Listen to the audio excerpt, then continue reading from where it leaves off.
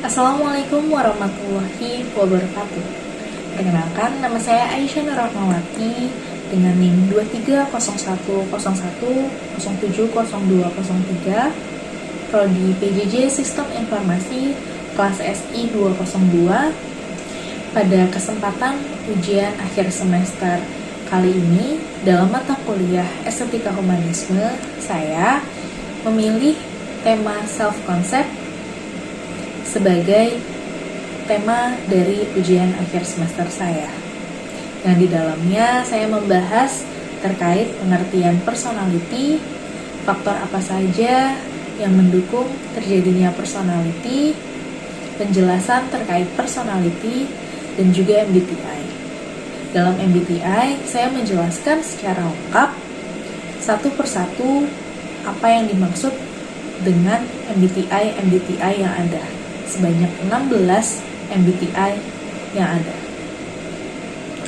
Kepribadian atau personality adalah salah satu kajian psikologi yang lahir berdasarkan pemikiran, kajian, atau temuan-temuan hasil pengalaman empiris oleh para ahli. Objek kajian kepribadian adalah human behavior, perilaku manusia, yang pembahasannya terkait dengan apa, mengapa, dan bagaimana perilaku tersebut. Personality berasal dari bahasa Yunani yaitu persona yang berarti topeng dan personare yang berarti menembus. Istilah topeng berkenaan dengan salah satu atribut yang dipakai oleh para pemain sandiwara pada zaman Yunani kuno. Dengan topeng yang dikenakan dan diperkuat dengan gerak-gerik dan apa yang diucapkan, karakter dari tokoh yang diperankan tersebut dapat menembus keluar dalam arti dapat dipahami para penonton. Kepribadian mencakup keseluruhan pikiran, perasaan, dan tingkah laku, kesadaran, dan ketidaksadaran. Perilaku membimbing manusia untuk menyesuaikan diri dengan lingkungan sosial dan lingkungan fisik. Sejak awal kehidupan, kepribadian adalah kesatuan atau berpotensi membentuk kesatuan. Ketika mengembangkan kepribadian, orang harus berusaha mempertahankan kesatuan dan harmoni antar semua elemen kepribadian. Faktor signifikan penentu kepribadian diantaranya adalah keturunan dan lingkungan sosial. Keturunan merujuk pada faktor genetis seorang individu meliputi komposisi biologis, psikologi, dan psikologis bawaan dari individu. Sedangkan lingkungan sosial mempengaruhi pembentukan kepribadian seseorang seperti norma dalam keluarga, teman, kelompok sosial, dan pengaruh-pengaruh lain yang seorang manusia dapat alami. Konsep-konsep yang berhubungan dengan kepribadian diantaranya adalah karakter, temperamen, sifat-sifat, ciri-ciri, dan kebiasaan. Ada dua fungsi kepribadian, yaitu fungsi deskriptif dan juga prediktif. Fungsi deskriptif menjelaskan atau menggambarkan perilaku atau kepribadian manusia secara rinci, lengkap, dan sistematis. Pertanyaan-pertanyaan seperti apa, mengapa, dan bagaimana seputar perilaku manusia dijawab melalui fungsi deskriptif. Fungsi prediktif harus bisa memperkirakan apa, mengapa, dan bagaimana tingkah laku manusia di kemudian hari. Extraversion atau E, introversion atau I, ini adalah skala pertama dalam tes MBTI. Skala ini menggambarkan bagaimana cara seseorang merespons dan berinteraksi dengan lingkungan di sekitar. Extravert atau extrovert menunjukkan pribadi seseorang yang lebih terbuka, senang melakukan banyak interaksi sosial, dan merasa berenergi setelah menghabiskan waktu bersama orang lain. Sementara itu, introversion atau introvert merujuk pada pribadi yang lebih tertutup, menikmati interaksi sosial yang mendalam, merasa berenergi setelah menghabiskan waktu seorang diri, dan kurang suka berada dalam interaksi sosial yang melibatkan terlalu banyak orang. Sensing dan intuition. Sensing dan intuition merupakan skala yang menggambarkan cara seseorang mengumpulkan dan mengolah informasi dari dunia sekitar. Sensing menunjukkan kecenderungan seseorang yang lebih suka memberi perhatiannya pada fakta atau kenyataan yang ada. Oleh sebab itu, seorang dengan tipe sensing senang mempelajari hal-hal baru dengan cara terlibat langsung ke dalam permasalahan yang sedang terjadi. Sebaliknya, intuition adalah kecenderungan seseorang yang lebih menyukai informasi yang teoritis dan abstrak. Jadi, dalam proses pengumpulan dan pengolahan informasinya, orang bertipe intuition cenderung akan mengandalkan intuisinya guna memikirkan segala kemungkinan yang terjadi. Thinking dan feeling.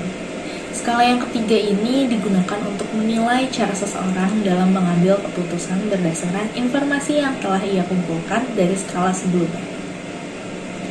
Orang dengan tipe thinking cenderung akan membuat keputusan dengan mengedepankan fakta dan data yang objektif, misalnya dari pengalaman diri sendiri di masa lalu atau dari pengalaman orang lain. Dengan begitu, keputusan yang diambil diharapkan bisa minim kesalahan, adil, dan tidak memihak.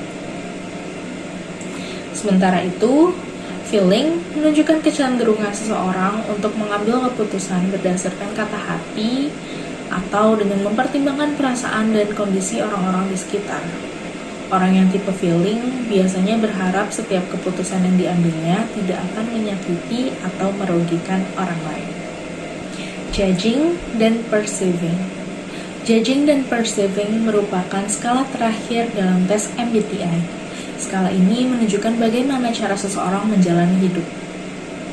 Judging artinya orang tersebut sangat teguh dan tidak mudah berkompromi untuk hal-hal yang tidak sesuai dengan pendirian, nilai-nilai yang dipegang, atau rencana yang telah dibuatnya. Sebaliknya, orang yang condong ke arah perceiving biasanya akan lebih fleksibel dan lebih mudah beradaptasi pada berbagai hal, terutama hal-hal yang belum pernah ia coba atau alami sebelumnya.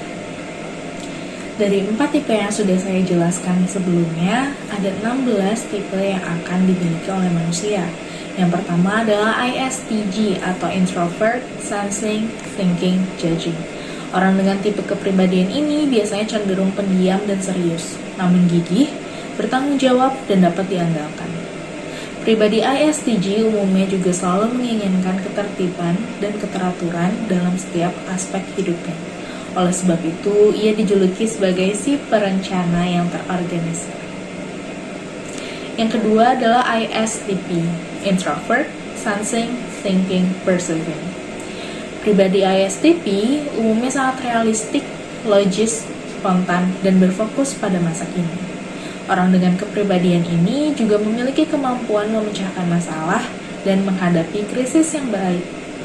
Tak heran, pribadi ISTP kerap dijuluki sebagai si mekanik atau si pengrajin. Yang ketiga adalah ISFJ, Introvert, Sensing, Feeling, dan Judging. Ini adalah salah satu tipe kepribadian yang paling umum. Orang dengan kepribadian ISFJ biasanya dikenal sebagai pribadi yang penuh perhatian, kehangatan, dan aura positifnya yang bisa membawa ketenangan pada orang-orang di sekitar. Dia dijuluki sebagai si pelindung. Dan yang keempat adalah ISFP, Introvert, Sensing, Thinking, Perceiving. Pribadi ini adalah orang yang bisa membuat orang lain nyaman, memiliki kepedulian yang tinggi terhadap orang lain, penuh semangat dan kreatif. Individu ini umumnya juga sangat berbakat dalam dunia seni. Oleh sebab itu, ia biasanya dijuluki sebagai si seniman di antara kepribadian lain. Yang kelima adalah INFJ, Introvert, Intuitive, Feeling, Judging. INFJ atau yang kerap dijuluki sebagai sang penasihat adalah tipe kepribadian yang paling langka. Pribadi INFJ biasanya sangat suportif, peka terhadap perasaan orang lain dan suka menolong. Tidak hanya itu, ia juga dikenal sebagai idealisnya untuk mengubah dunia menjadi tempat yang lebih baik bagi semua orang. Yang keenam adalah INFP, Introvert, Intuitive, Feeling, Perceiving. Orang dengan tipe kepribadian ini biasanya idealis, perfeksionis, dan memiliki jiwa kemanusiaan yang tinggi. Ketika terdapat konflik, pribadi ini biasanya sangat pandai menjadi mediator untuk menengahi konflik tersebut. Inilah mengapa pribadi ini dijuluki sebagai si mediator. Yang ketujuh, ada INTJ, introvert, intuitive, thinking, judging. Pribadi ini umumnya adalah individu yang kreatif dan analitis. Oleh sebab itu, ia pandai membuat strategi dan perencanaan.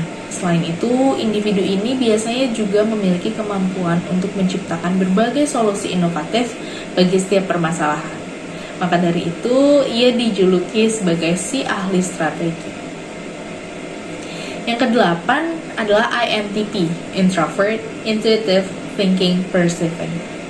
Orang dengan kepribadian ini dijuluki sebagai si logis atau si pemikir. Tentu karena ia adalah seorang pemikir yang logis, analitis, dan berwawasan luas. Namun pribadi ini biasanya tidak menyukai aturan atau perencanaan. Sebaliknya, ia lebih suka memiliki banyak pilihan terhadap suatu hal. Yang kesembilan adalah ESTP, extrovert, sensing, thinking, perceiving. Individu ini biasanya sangat ramah, antusias, dan pandai berteman. Ia biasanya juga sangat pandai untuk mempengaruhi orang lain, serta memiliki kemampuan untuk berpikir dan bertindak cepat dalam situasi yang darurat. Oleh sebab itu, dia dijuluki sebagai si pembujuk. Yang ke-10 ada ESTJ, extrovert, sensing, thinking, judging. Kepribadian ini dijuluki sebagai si pengarah yang tegas, karena ia paling terkenal dengan kemampuannya dalam berorganisasi dan memimpin. Kemampuan mengarahkannya ini didapatkan dari karakteristiknya yang tegas, teliti, disiplin, taat aturan, dan bertanggung jawab. Yang ke-11 ada ESFP, extrovert, sensing, feeling, perceiving. Orang dengan kepribadian ini mungkin bisa disebut sebagai kepribadian yang paling extrovert. Pasalnya, ia sangat senang menghabiskan waktunya dengan orang lain dan suka menjadi pusat perhatian. Tak heran, pribadi ini dijuluki sebagai si penghibur. Yang ke-12 ada ESFG, extrovert, sensing, feeling, judging. Pribadi ini biasanya cenderung berhati lembut, setia, ramah, dan terorganisir. Ia sangat suka membantu orang lain, terutama orang-orang yang di sekitarnya. Nah, ia juga sering disebut sebagai sang pengasuh. Yang ke-13 ada ENFP, extrovert, intuitive, feeling, perceiving.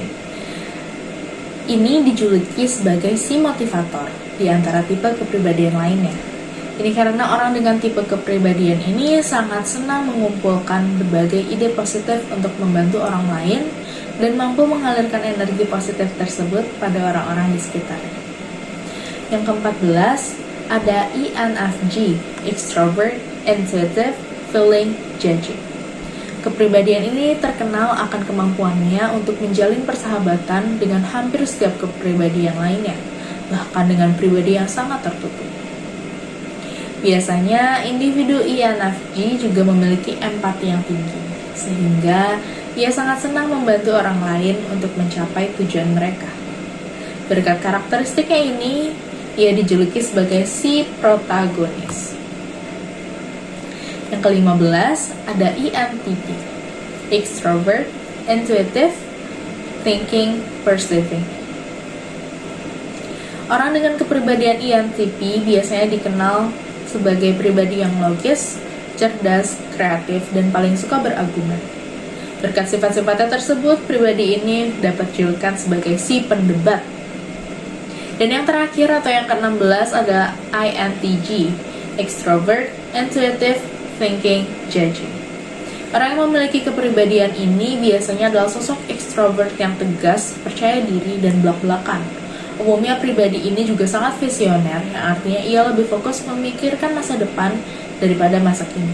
Itulah mengapa pribadi ini kerap dijuluki sebagai sang komandan.